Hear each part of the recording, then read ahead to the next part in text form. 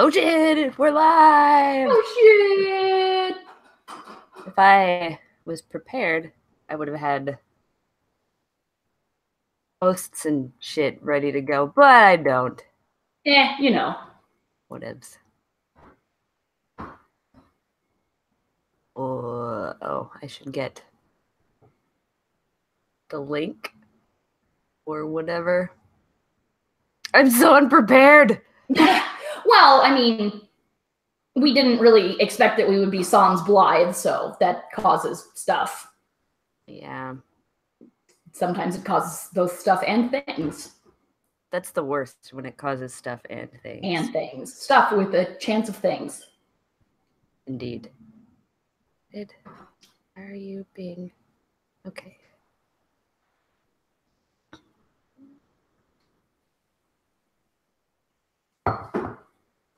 I need a comma there. Comma, chameleon.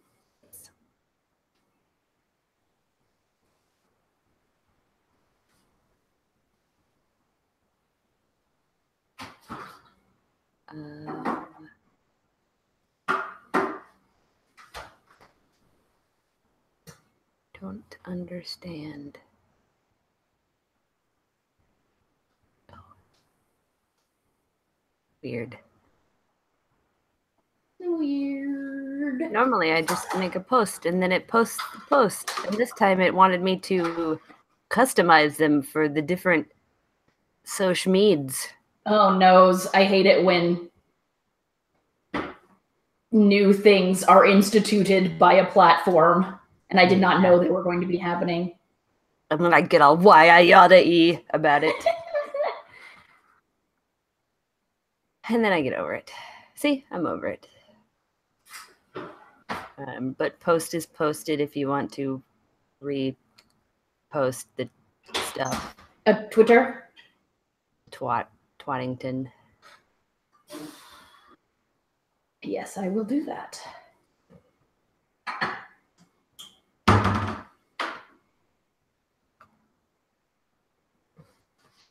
Okay. Let me find all the windows. Well, 2 of them at least. Okay. Boop. Boop. All the windows.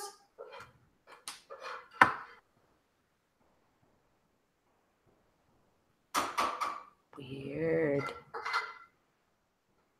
Okay.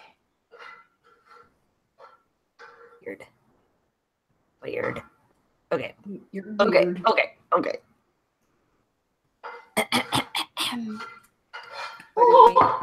Do you take Blythe's part at the beginning of this thing? Yeah. Okay, cool. I think I should still just say I'm Amanda and make you do all of it. No. I mean, I can. Nah. Oh, I should probably actually update it to the current nonsense. And by nonsense, I mean episode number. Oh, Harold, okay. Why are you so unruly?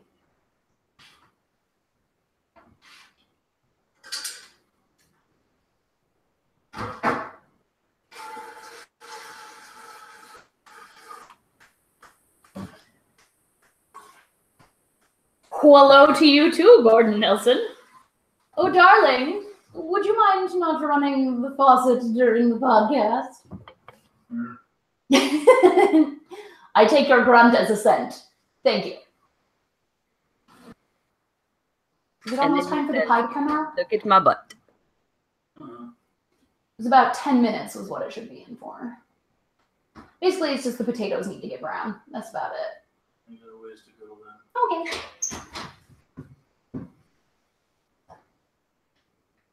All right. Let's go ahead and get this shit started. Indeed.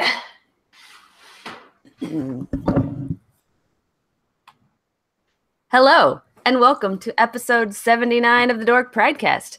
My name is Amanda. And I'm Rissy. We make up 2/3 of a comedy group called the Damsels of Dorkington, and this is our podcast, which is also funny, depending on how much you like poop jokes and dick jokes, or if you are drunk. We are unfortunately sans Blythe this evening. She's trapped in a temporal vortex. Was that it? Yes. Yep. Yeah. Okay. She'll be out sometime soon, and hopefully sometime soon. Oh, Jesus. Yes. Drink more, why don't you, Rissy? Hopefully the time dilation effects won't have de-aged her or significantly aged her. I was gonna say I'd be okay with being de-aged in a time vortex. I don't know. Will you become stupider? Like, does it de-age all of you, including the wisdom that comes with age? What kind of de-aging? Is it only physical? I guess it depends on how much it de-ages me. So yeah. I'm like, if it de-ages me 10 years, I'd probably be smarter. No, I wouldn't. I'm like, if it takes me back to being physically 19, am I also that fucking dumb?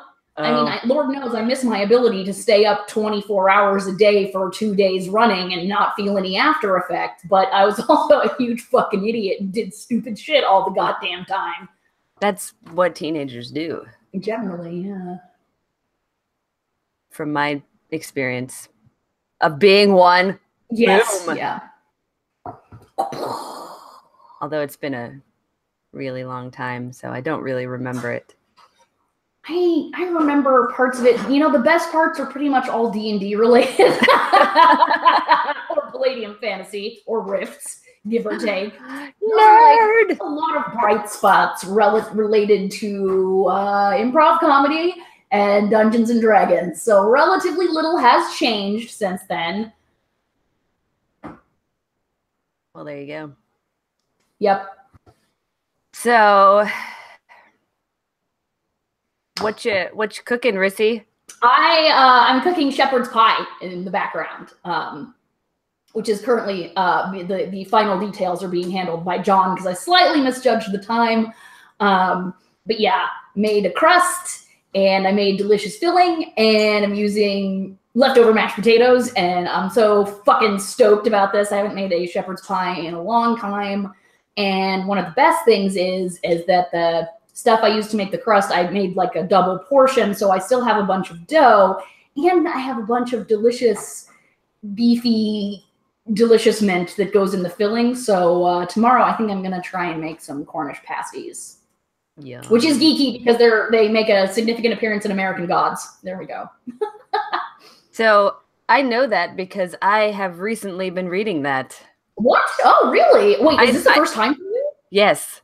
Holy shit! That's generally the reaction that I get because a friend of mine had like the actual book and it'd been, I'd go over there and hang out and I kept seeing it there and I finally asked her, I was like, can I borrow that? She's like, you haven't read it? I'm like, no, I haven't. I've had that actual book. I would have loaned it to you ages ago if only I had known. And I'm sure that I'm sure there are multiple people that I could have. It's just, I kind of forgot about it existing, I guess. And I watched the first season of the show, which follows ish. With the I've seen the first episode, and I really want to watch the rest of it. I enjoyed it. The changes I felt they weren't really necessarily out of character, but enough to make it interesting so that you don't exactly know where. I mean, right. That's the thing. When you're adapting stuff, it can never be completely accurate or it's going to probably suck. Yeah. Because, film and prose are different media. So, yeah, there's always going to be changes. But as long as it's true to the spirit of the thing, it doesn't necessarily have to be true to the letter of it. So far, I'm about 2/3 of the way through the book. But pretty much everything that happened in the show has already happened in the book. Or didn't happen and probably won't because they made it up for the show. I'll admit, when I first heard American Gods was getting a TV show and Sandman was getting a movie, I'm like, the fuck? This should be swapped, right? The Sandman, a collection of serialized stories versus American Gods. which is just, one novel. And like you could maybe split it into 2 movies because it's a long novel. But yeah, I was like, I hate this. But, I think from what I've seen and from what I've read about the show that it actually holds up pretty well in a serialized format. Yeah, it's pretty good. I have not read a physical book in so long, though, at least not one of any size. And it's just like, oh, like I was sitting in bed the other night reading and I'm like, oh, I have to hold it with my hands. I can't just like prop it up on a pillow and tap every time I want to go to a new page. It was very sad. Oh, yeah. I've adapted to the Kindle completely. Oh, see, I really only use the Kindle when I'm buying like books I don't know if I'll be into, or erotica. And of course, with a lot of erotica stuff, it's not like it exists in hard copy. Yeah. Also, you don't want people to see the covers. No, I really don't want people knowing about stuff. Speaking of which, my future father-in-law has expressed a desire to purchase and read Time Bangers, so that's great. That's a great thing. That I'm like, I don't necessarily mind adults in my life knowing that I write filthy smut, but them having read it and knowing like about sexy times things that I've read, it's just weird. It's weird is what it is. It is. Yeah. Like my family is vaguely aware that I do a podcast, but I'm strongly of the like, you don't need to hear me talk about things that you don't need to hear me talk about, because let's make everybody not super uncomfortable. Right. Yes, exactly. Yeah. It's just one of those things that generally you don't swear as much or tell as many filthy sex stories or any about when you're around grown-ups. Yep. Which I most assuredly do not think of myself as one. Just your parents or parental figures. Yes. So yeah, I can only imagine what kind of awkwardness this is going to lead to. Huzzah! So how are you liking American Gods, the book? So I take it you've gotten to the Cornish pasties part. So yes. Shadow is installed in this adorable little Michigan town in the Upper Peninsula, the UP. Yes. About where would you say you are in terms of like how far through? About I think I just started like the part 3. Okay. Because it's in yeah. So which I kind of did all on Sunday because that's just how I read. I can't read a little bit at a time. I just consume, which is, as I've mentioned before, like that's why I like really big books, because if it's that short, it will be a sitting and I'll be done. And then I'll be like, well, I want more. So I like it if it's long enough where I can't do it all in one sitting. Although, I mean, I did like half of this one in a sitting. So. Well, I mean, it's a fast read, and if you have the time, you're just gonna be like, It's not that I have the time; I just don't sleep. So, yes. I just one more chapter. Except the chapters are really long, so we have the time that we make. Yeah. Well, I'm better late to the party than never to the party. I really enjoy American Gods. It's yes. By far my favorite thing that Neil Gaiman's written. I had to stop following him on Twitter because I'm like, that's great that you and Amanda Palmer are in love. I was going to say, I'm betting that this has something to do with Amanda Palmer. Yeah, but I'm like... your adoration of her. Oh, God. And, I mean, she's not that bad. It's just like, yes, you are in love. That's wonderful, but I'm not following the Neil Gaiman Twitter account instead of the Neil plus Amanda equals True Love Forev's Twitter account, right? Well, you thought you weren't, but actually you were. Yeah, I totes was. I'm like, Neil, I love you, and I will continue to support your work, and I'm sure you care about this. I'm not following your fucking Twitter anymore. You disgust me with your love. Yeah. Also, it was a bit much after reading several short story collections of his where he writes about artistic men trapped in loveless marriages to women that they're only staying with for the sake of their children. That crops up a lot in his older short stories. Like, what are you telling us here, buddy? That was before he found true love. That's true.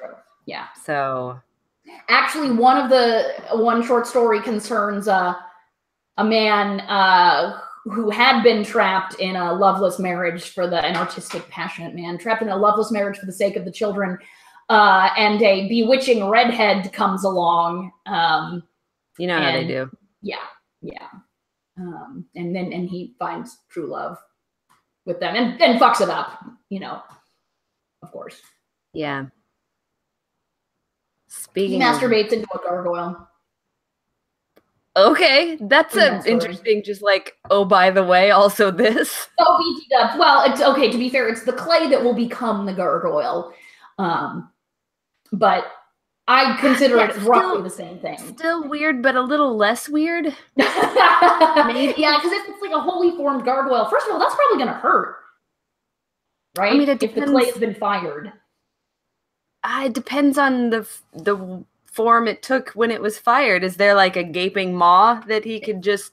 Well, but think about the texture. You'd have to have had it glazed, with something very smooth to keep it from chafing you.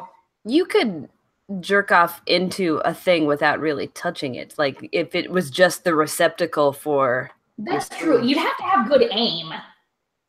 Unless it was a really big hole. Well, yes. That's how he likes it. Don't judge him. Right, which that actually kind of comes up within the context of the story. But yeah, I mean, think about how many guys have said, "I promise I won't get it in your eye." And they always get it in your eye or your hair. I've never had anyone get it in my eye or my hair. But I'm also very vehement, like, it will not be on my face. Oh. I don't want it on my face. From the neck down, I don't give a shit, but don't make me wash my hair. Even if it's like first thing in the morning and the first thing I'm going to do is get in the shower. I don't want to. Yeah, well, no, hair, that's no good, right? Like, that's just, yeah. So, if I say no face. Unless you're planning on, using it as a mask, a hair mask of some kind. And I mean, I guess it's basically, jizz is basically egg white. So, I mean, it might have okay effects on your hair, I guess. People do mask with eggs. Sure, but it's not egg whites. No. It's spooge, and I don't want that on my face. So, we have a question in the chat from Josh. How aware is your family that you've made a penis puppet? Completely unaware.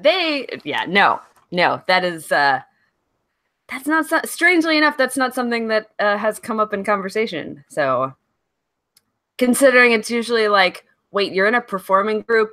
Yeah, we do like comic book conventions. You wouldn't like it. That's usually where I try to take that conversation. So it certainly hasn't been. Also, I make the props, and one of them was a puppet shaped like a dick. So, do any of your family members watch Game of Thrones? I know it's common amongst Mormons to not watch R-rated TV shows.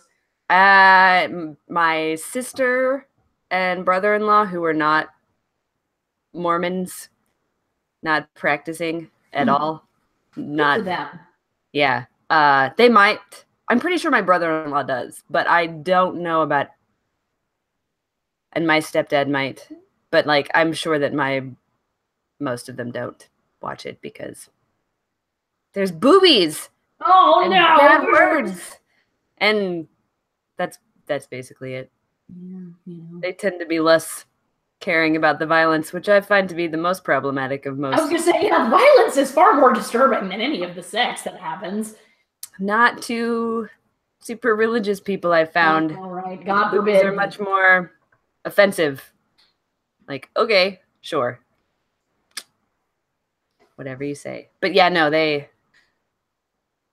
So that you couldn't even say, you know, I make some Game of Thrones related props. I mean, I might have told them that we do a Game of Thrones parody show, but I wouldn't go into details. It involves puppets. What kind of puppets? Is it something you could bring over and entertain kids with? Oh my, no. No. Considering I made 2 dicks for that show. One was a puppet and one was just the stuffed. Right. Which got overshadowed by our gift from a fan who gave us a very giant stuffed dick. Which is amazing, with googly eyes and a mustache. Never forget. Yes. Oh. Best gift ever. It's up there. So besides reading American Gods for the first time, which, again, very awesome, I also highly recommended the sequel, Anansi Boys.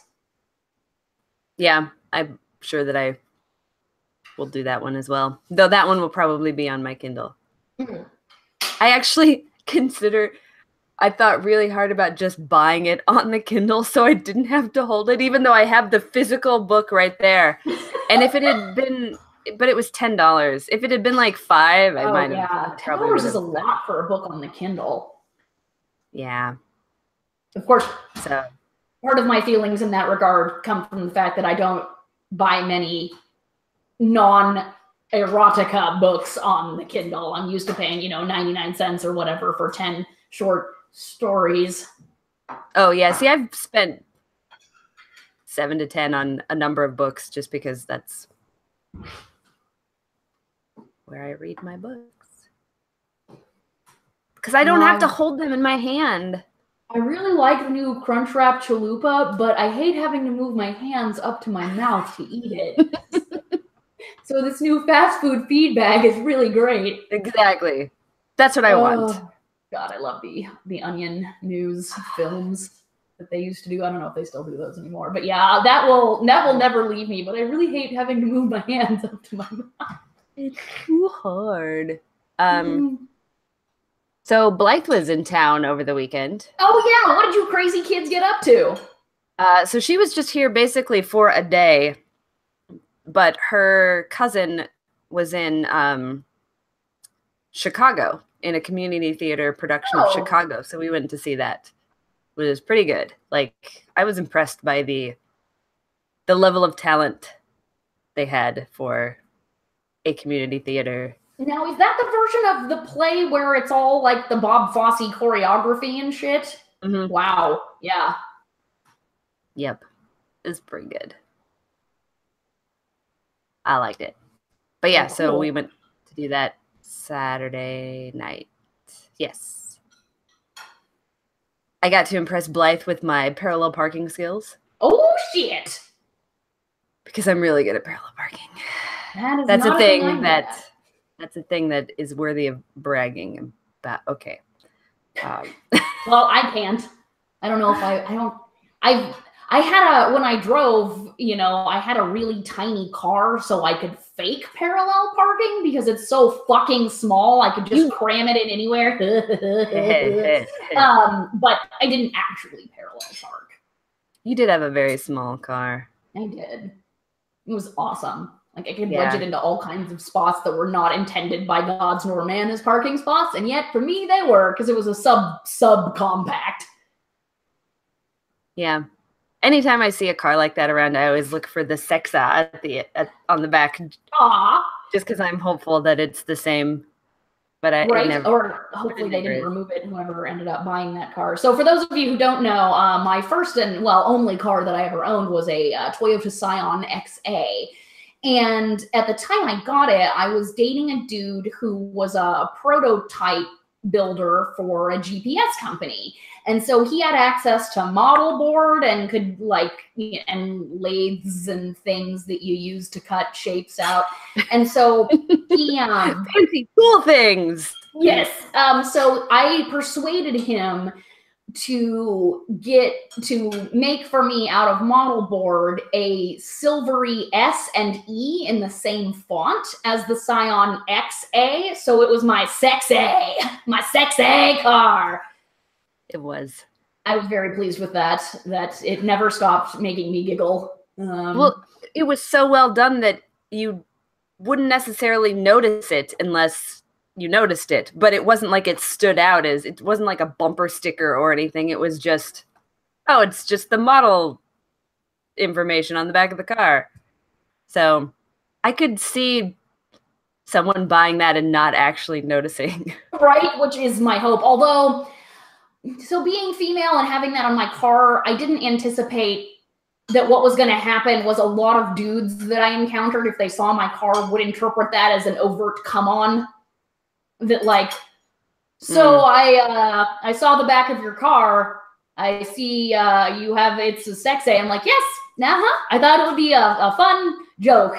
So and it was like the ... that was happening was clearly, so you're DTF, right? Yes, that is what that means. Clearly. Yep, any woman who talks openly about sex definitely wants to fuck you, random dude who's commenting on my car that I've never met before. Yes. Sounds legit. Yep. Clearly you're a frigid bitch and you should have put out all the time. Leading men on, trapping them in the friend zone. Ugh, so cruel. How dare you. You're my feminine wiles. Yes. That and I had an awesome sign. I wish it got lost in a move, but it was an old, it wasn't even a replica. It was an original sign from the 1920s that I got in an antique mall. And it said, it was from a hotel apparently. And it said, sailors bringing in street girls must pay in advance at the desk. And I had that hanging in my apartment because obviously, and then of course, like, maintenance dudes who would come over be like, that is a nice sign that you have there. And clearly in their minds what was happening is the porno soundtrack is starting. Because it's like, oh, I'm a maintenance dude and she has this sex-related sign in her house. So clearly we're going to have crazy porno sex. It's always so fun. No. Yeah, like, that's not how real anything works. But that's how it is in the porno. Well, you're like, did you bring a pizza? Pay. No, yeah, didn't. I did not. I did not order a pizza. And yes, I called for a plumber, but you're being paid through my apartment complex, not through me. I don't owe you any money, so therefore I have no traditional reason to try and pay you, porno style. Aw. Yeah, they always seemed so bewildered that I wasn't having sex with them. Like, but derp, derp, derp. People are dumb. Yeah, they really are. And I'm like, I just wanted to have my filthy sex humor. That's all I wanted. I don't want to fuck you, plumber. Or your plumber's crack. Understandable. So in the chat, Josh brought up a story that I'd kind of forgotten about. So on her way here, so Blythe was only here for a day. So she just carried on a bag.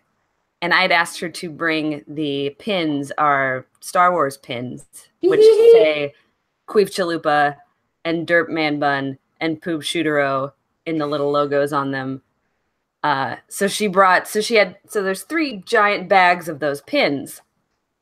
And it's in her backpack, which she said she'd done extensive research beforehand to make sure that she could actually carry a bunch of pins on, and it should have been fine. She gets there, and they pull her bag aside to go through it because there's a bunch of pointy metal things lighting up the detector.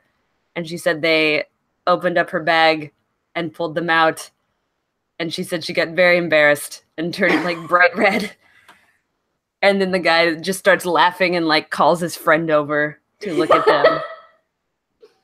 She's like, yeah, I was very embarrassed. Oh, I can only imagine our little awful good girl. I know, just turning bright red. Oh, like a tropical flower. Yes. Wish I could have seen that. That sounds great. Yes.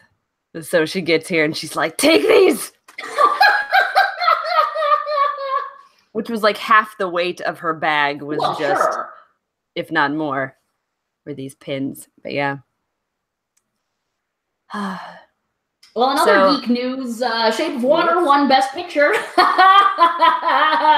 Fish fucking movie won Best Picture, which is great.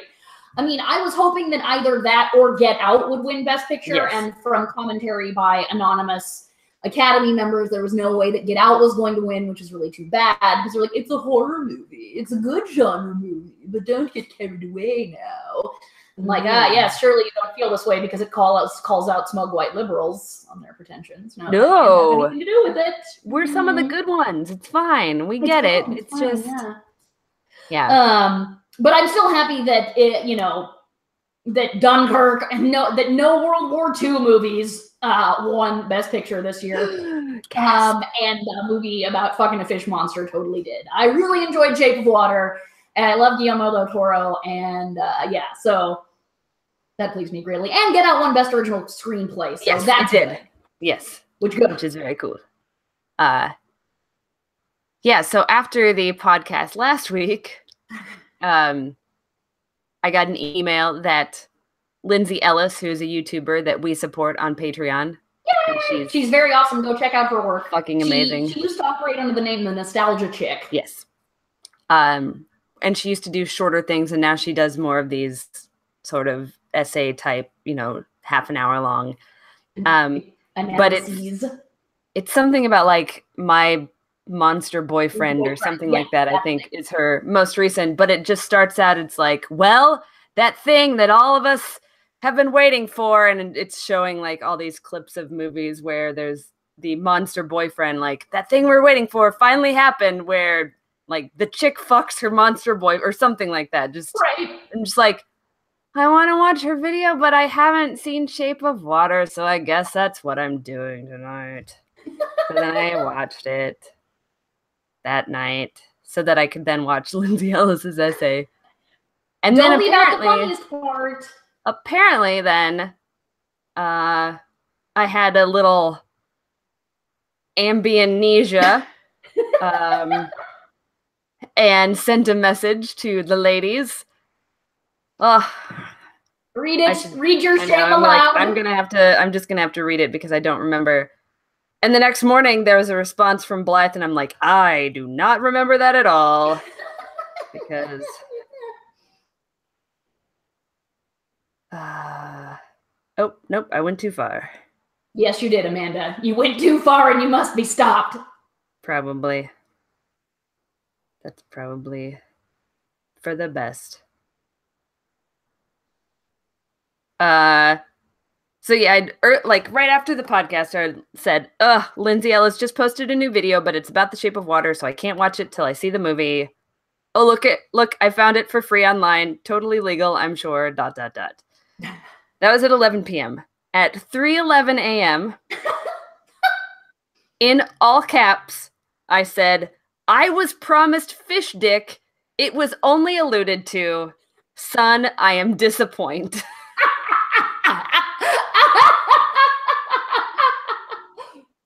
So the next morning, Blythe responds with, no one promised you fish dick. That's why someone else had to come up with what they thought it looked like, referring to the dildos that people have made of fish dick. And yeah, I don't remember saying that, but apparently I did. So there you go. That's what apparently Ambi and Amanda was very upset that there was no fish dick. Oh, ambient madness. Yeah. Spoiler alert, they don't actually show the guy's penis. No. Although she does kind of, mime how it came out of his torso. Which I enjoyed a lot. Yeah, that was great. Octavia Spencer's character's reaction was perfect. Never trust a man. Never trust a fish monster. It might be hiding a human dick in it. Yes. I did enjoy her.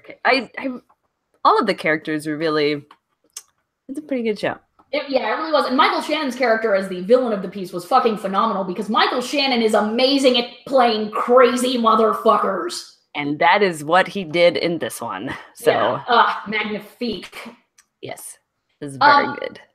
related to Lindsay Ellis's thing, which I highly recommend. Again, everybody go watch. It's kind of it's a very impressive analysis of the trend of, you know, movie monsters being menacing towards fragile white women, mostly, and like to where like the monster is a stand-in for kind of our anxieties and things we're afraid of in the cultural context in which it was created, to now we want to fuck the monsters. And in a movie, someone finally did fuck the monster, and before it turned into a human being, right? Because Beauty and the Beast narratives all are concerned with the transformative power of the heroine's purity and love.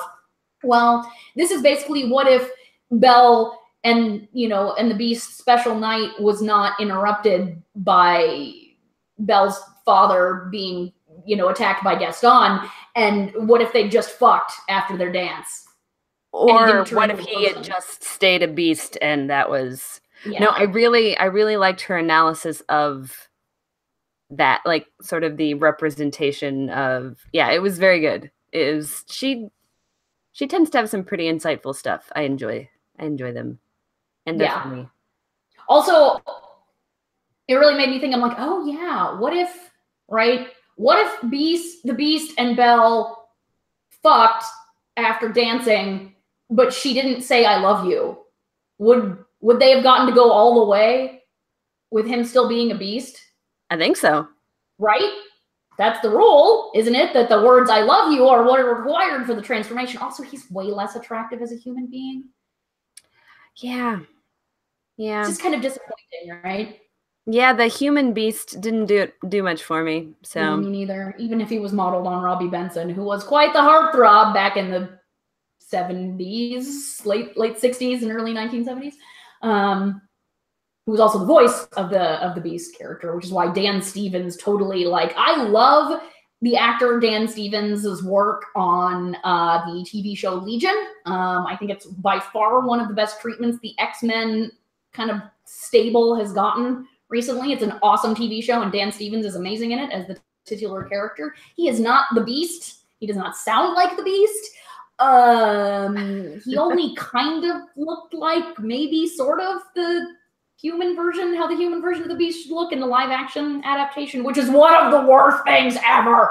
A friend of mine told me, don't see the live action adaptation. It will only make you angry. And I should have listened to him, but I was on a 4.5-hour flight and it was available, and I had no energy left in me to deal with like a movie that I didn't already know the plot to. Yeah, I start and stop a lot of movies on flights and then generally end up settling on something that I'm like, well, whatever. So yeah, I'm like, I just see that being... I think I watched it and it was the same... I mean, I was at home, but it was the flipping through Netflix and I had started and stopped a number of things. I'm like, fuck it, guess I'm watching this thing. Like, at least I know I'm going to be disappointed, but whatever. And I was made angry, not just disappointed. I was thoroughly enraged. More than anything, by the omission of the lines in the song Gaston, the ending, like, no one plots like Gaston, takes cheap shots like Gaston, loves to persecute harmless crackpots like Gaston. Those are some of the best lines ever uttered in a Disney movie, and they just decided to cut them right the fuck out. Yeah. I don't know why. Also, Luke Evans, not the right Gaston, or at least he didn't get beefy enough for the part. Gaston is supposed to be over-muscled, not realistically human, which is, again, part of the problem with a live-action adaptation, right? The Beast didn't look particularly scary. He just looked like an ibex kind of person. Yeah, he did. He wasn't big enough. He wasn't genuinely frightening enough. He wasn't voiced by Robbie Benson. Dan Stevens' voice is not low enough, or kind of tragic sounding enough. That's why cartoons work, because you can make people look all sorts of crazy. And yeah. All the things they decided to add, like Belle wanting to know how her mother died, and yeah, Gaston having been in the Franco-Prussian War. Garbage is what I'm trying to say. Yeah. It was all fucking hot garbage, and I hated it. That's how I felt about the remake of the Anne of Green Gables. The Anne with an E. I liked it. They added a bunch of stupid bullshit, like added drama just for. Because I guess I get it. The original is not sexy enough by today's standards. There's not enough action or what the fuck ever, but I also just love Megan Follows and just the whole Disney adaptation, and so trying to that was a big part of my childhood, so I think we've talked about this before. But yeah. I can see the same with Anne with an E. There aren't any supernatural, characters or anything like that. No, but there's a bunch of stupid bullshit regardless. Okay. Yeah, just like with Gaston, the problem is Luke Evans is not nearly big enough or beefy enough. I guess they should have just pumped him full of steroids or something, or found a different actor. And then like Gaston in the cartoon universe, he's good looking, but I think he's meant to appear to viewers as like over muscled and kind of too much to be considered truly good looking, to modern eyes.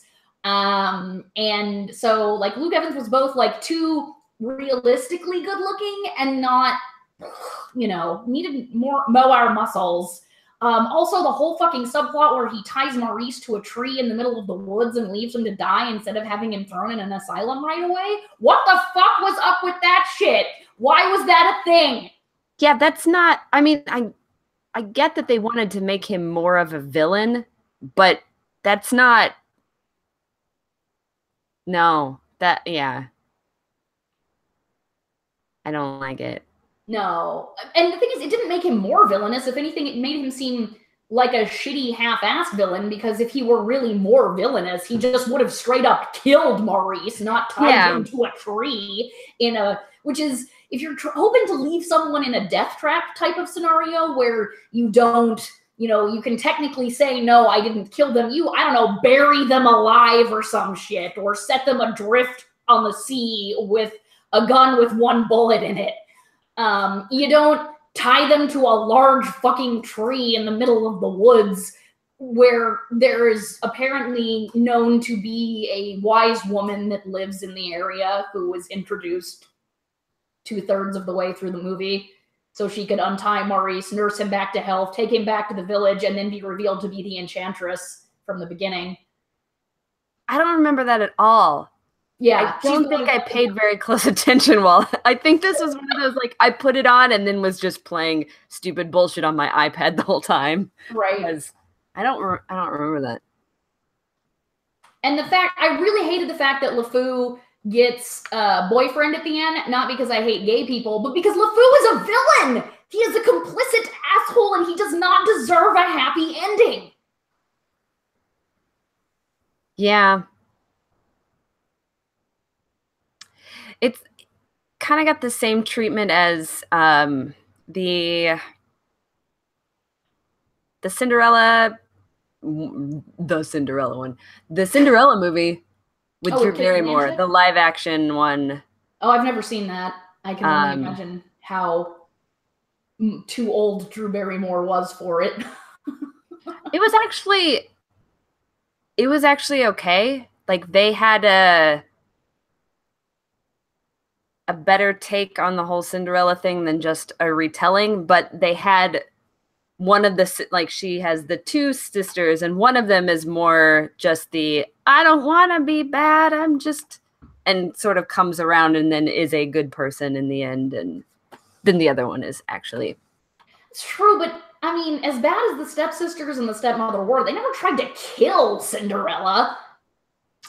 Well, they didn't attempt to set her on fire. I mean, they attempted to murder all of her dreams, that's true, but they didn't actually try to fucking murder her or set her on fire. They didn't, like, leave her to starve in the middle of nowhere. Yeah. That was Rapunzel, I think. Yes.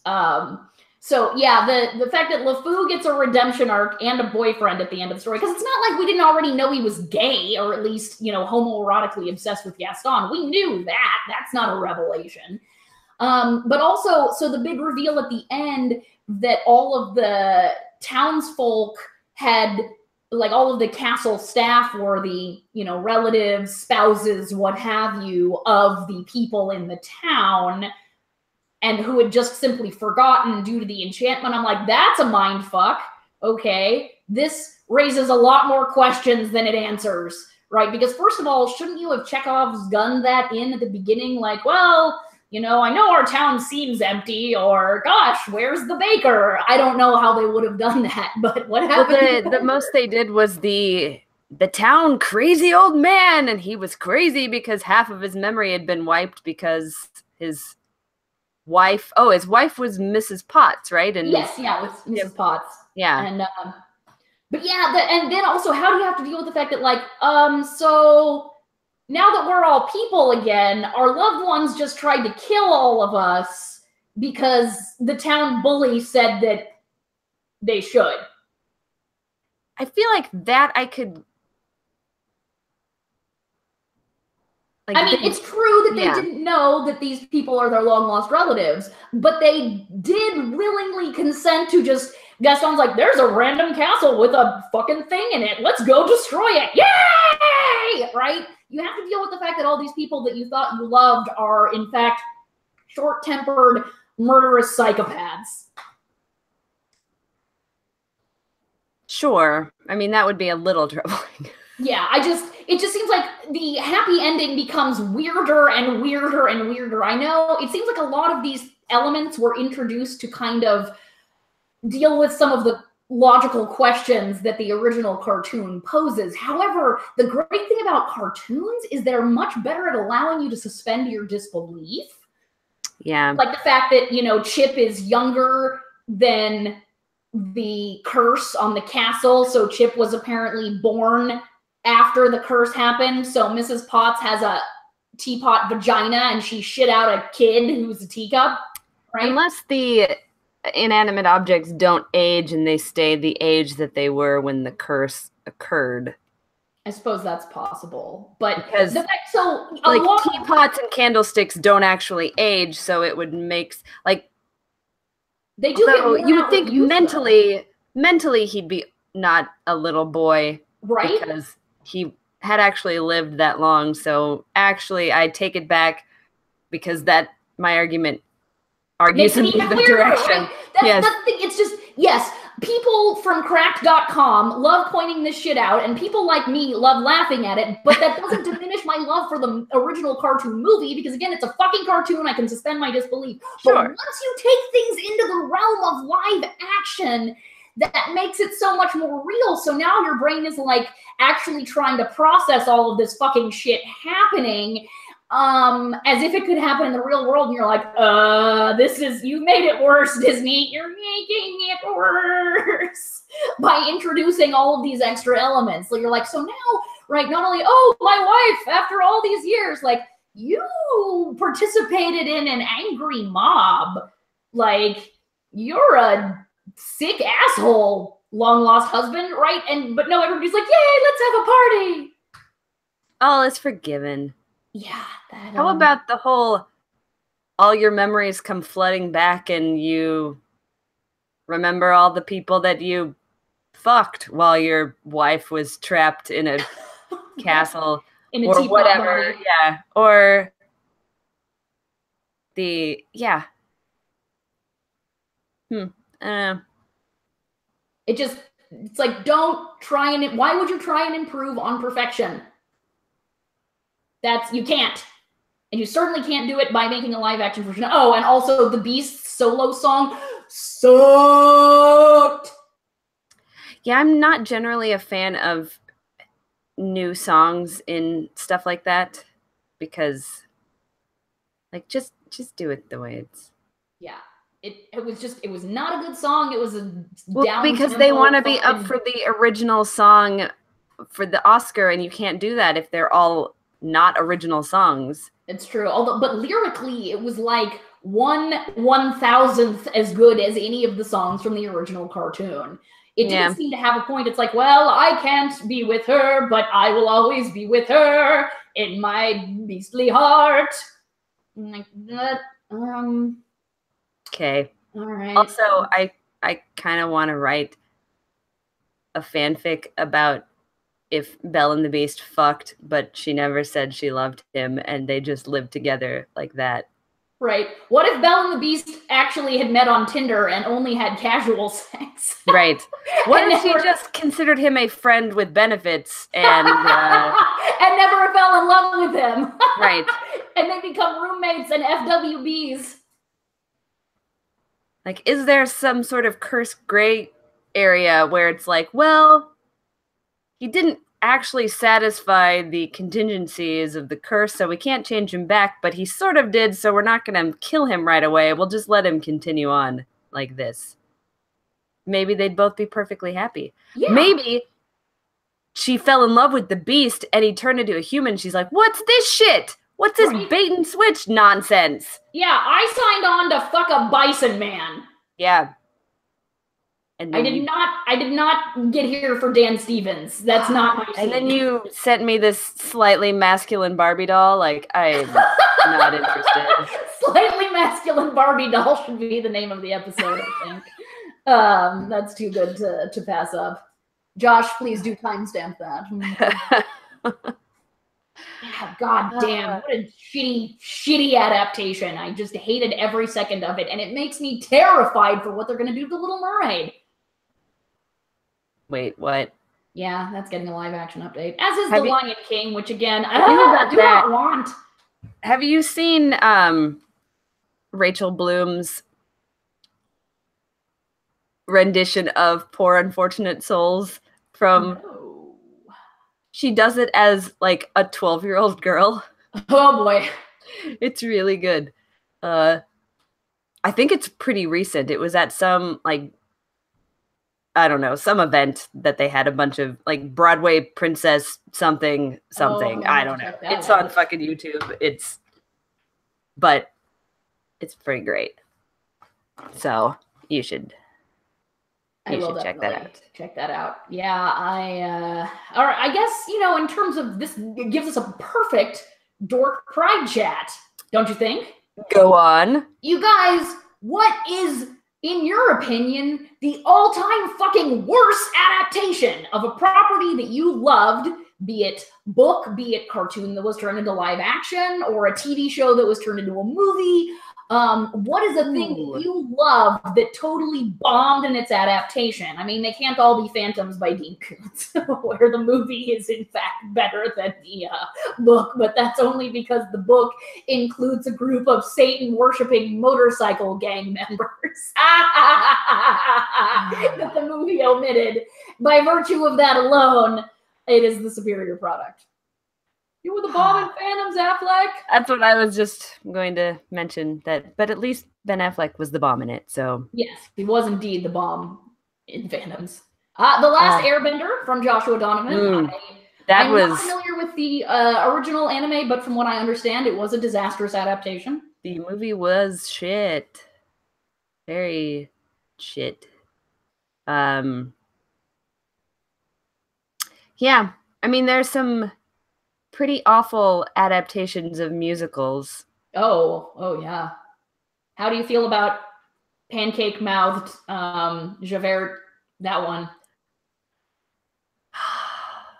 Not good. Not any of the recent ones. I mean, yeah. Les Mis was shitty. Phantom was awful. Oh, God, yeah. Well, I mean, it was Joel Schumacher. What were we expecting? And Andrew Lloyd Webber, I mean, 0 for 2. Yeah. Rent didn't have a lot to work with, but they made it worse. Yeah, they really... Well, the fact that the cast is also old at this point. I'm like, you guys are in your mid-30s now, and it's very weird. This has made things very fucking weird. This is the sort of behavior that would be maybe excusable in 20-year-olds, but by the time that you're approaching middle-aged, no. You're no longer bohemian artists. Now you're just losers. They always were. Yeah, that's true.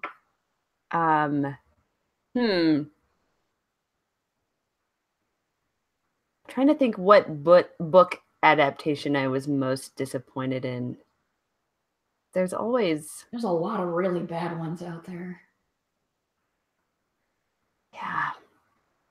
Of course, the only things that are coming to mind are the ones that I actually enjoyed, because I probably have blocked the shitty ones from my mind. Josh brings up the original Street Fighter movie, although what were we really expecting there? Like, is Street Fighter that good? I mean, as a fighting game, it is, but in terms of like a movie adaptation, well, yeah, it's poor Raul Julia. That was his last film. Oh. Yeah, that was the last thing he ever did before he died. Not quite as ignominious as Orson Welles' last role, which was as Unicron. Never not funny.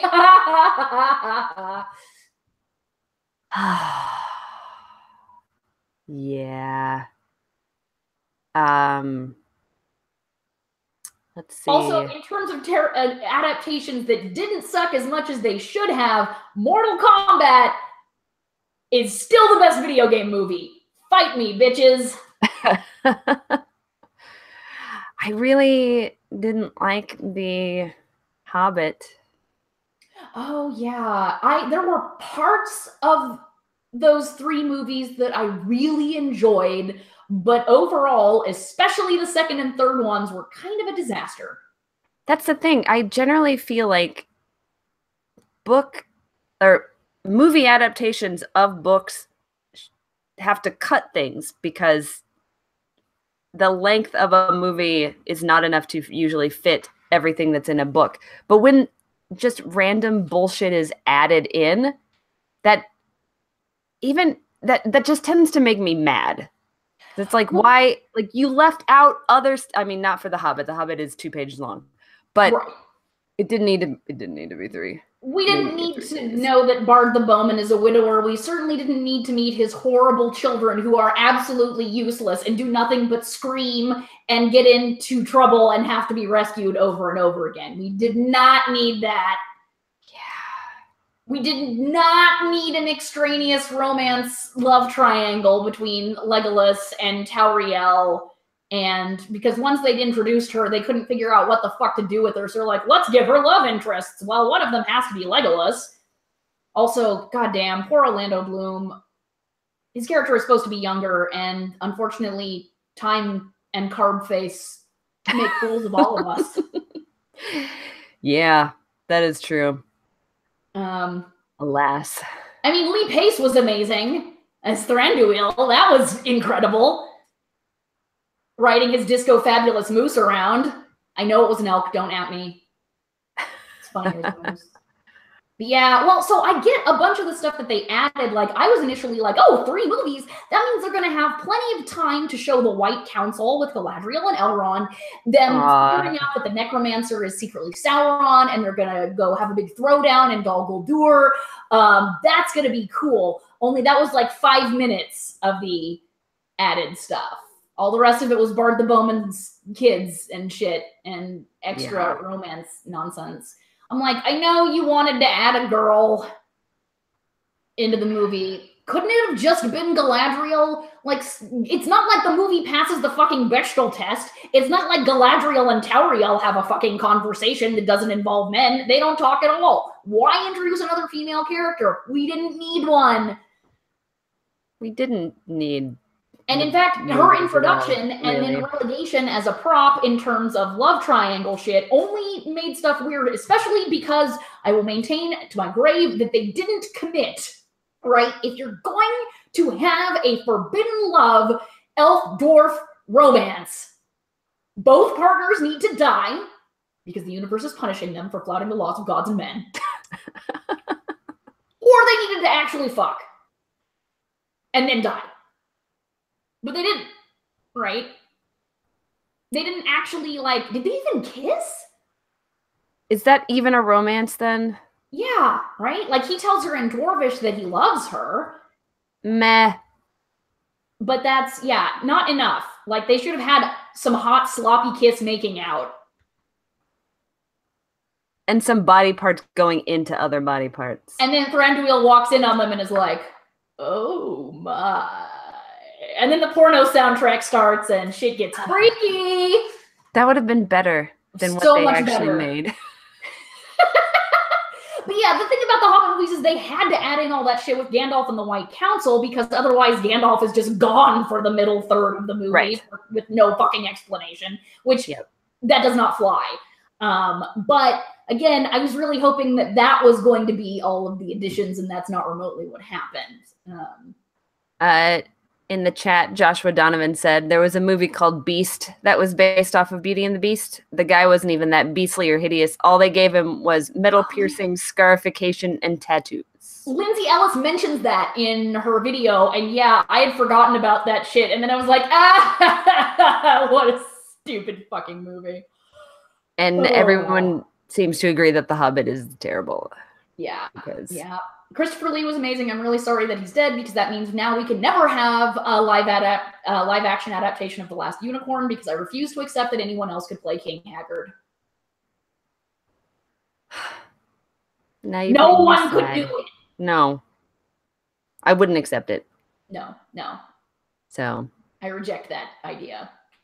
I do too. Which makes me really sad, because a live action adaptation of The Last Unicorn could possibly be really cool, but only with Christopher Lee. I think I know what I'm going to watch after the podcast is over now, because I've not seen that movie in a long time. I have the 25th anniversary DVD. I am shocked by that. I also have the Transformers cartoon. Which is objectively a terrible movie, but you know what? Considering it was based on a Hasbro toy line and a kids show from the 1980s, which if you actually go back and watch is not nearly as good as you remember it, it was a triumph of cinema. I mean, it's worlds better than anything Michael Bay came out with, so... This is true. So true. There's that. Yeah, so let us know using the hashtag Dork Pride Chat what adaptations you loathed. And why? Yeah. Everybody likes to rag on things. It's a lot of fun. And especially if your heart is full of fire, because this was the thing that you fucking loved and they ruined it. Yeah. I feel like there's room for a lot of hate there, so let it flow. Right. We would let the hate flow through you. Good. Yes. So I think that is going to do it for this episode of the Dork Pridecast. Of course, as always, we want to give a big thank you to Sarah Donner for allowing us to use music off of her latest album, Black Hole Heart. You can find the Damsels of Dorkington on Twitter, Facebook, and YouTube. Also, if you have a few minutes, please subscribe, rate, and review our podcast on iTunes. It's a ginormous help to us that costs you $0. And if you feel like contributing greater than $0, you can check out our Patreon. We're at patreon.com/Damsels of Dorkington, where you can get access to rewards that are only available there, such as bonus podcasts, like the Dork Pridecast that we do once a month. You can also be on the list of the super awesome patrons that we have that we read at the end of the podcast. Like these people. Oh, wow. Usually Blythe's the one that comes up with the actual, like, suggestions for how we're gonna fucking thank them. We could cast them in our very own worst adaptation ideas. I was thinking we could here's some extraneous characters from The Hobbit that weren't in the books but got added in for the sake of it. So. Yes, let's totally fucking do this shit. Okay.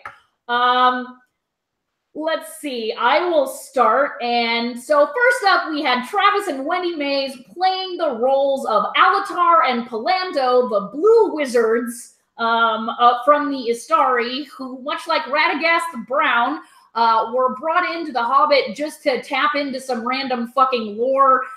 They don't do much except for kind of wander in and like bump into each other constantly, and they definitely have to be rescued when they're in Dale. Yep. They don't actually do any magic though. They're just of course not. Sure. Aaron Felsen played the Hobbit Fizzlewiggle. That's a Hobbit name, I've decided. That's a great Hobbit name. Who really, he was kind of there for comedic relief in a way, but all he did was randomly walk around and step on sharp things and then make like comic ouch sounds.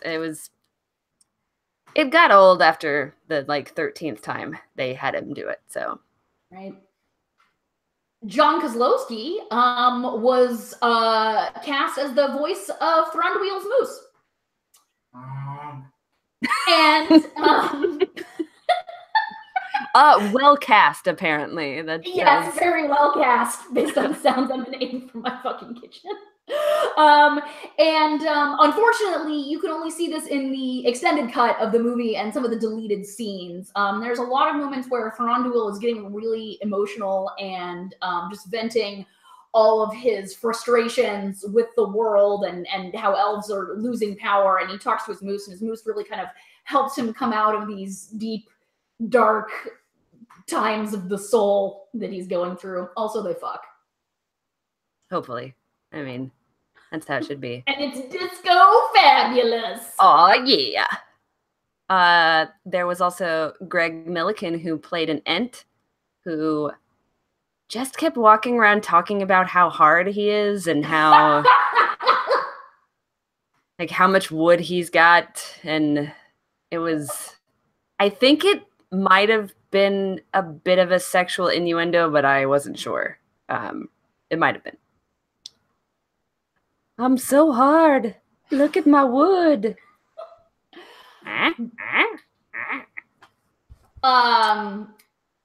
Justin Mansfield plays the role of Big Dudiel, who was an elf that exists only to run up and tell the assembled 5 armies that the day is saved because and then an orc pike goes right through his throat, and the movie spends 5 minutes zooming in on his face at distorted angles while he dies.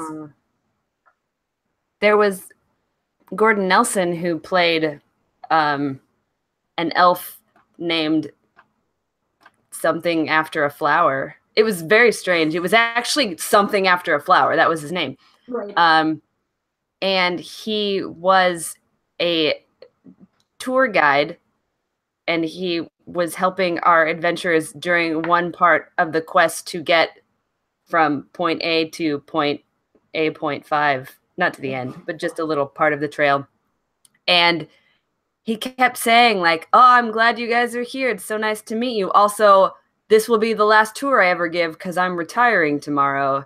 And then at the very end, an axe fell on his head. It was very sad because we grew to love his character, and then he never made it to retirement. Mm-hmm. Oh, didn't he also show somebody like a picture of his sweetheart that he was going to marry? Yeah. They were going to get married like the day after he retired. So that he had so many plans, and it's very sad. Last but not least is Carlos Macera, who played the role of Dees, Thorin's sister in the movie because of his great big meaty beard. The producers decided that they really wanted to just go whole hog on this female dwarfs have beards things, and unfortunately that's led to them casting men in the roles of the female dwarves. And let's not forget that this is also Keely and Feely's mother, Thorin's sister, and she shows up to basically try and talk Thorin out of his dragon sickness and to yell at her son for miscegenation with an elf because she's a racist. But that doesn't go very well. And then it is a Tolkien novel, so yeah. So she falls into the lake of molten gold in the Lonely Mountain, Erebor. But at least she looks fabulous. She does, yes. She leaves a magnificent corpse. Oh, the highlights were just to die for. Yes, it was insane. And I mean, really, what dwarf could object to being livingly entombed in gold? That's pretty dope. I feel like there are worse ways. Am I right? You are right. We also want to thank Stephen Kendall, Jenny and Ryan Wiedenbenner, Melody Glatzel-Smith, Jay Teller, Wayne Walls, Eric Ruggles, Zachary Drake, Joe Louie, Matt and Mattingly's Ice Cream Social, and Brandon and Katie and Thomas David. So thanks for joining us, everyone. This has been episode 79 of the Dork Pridecast. We'll see you all next week. Deuces! Jetpack.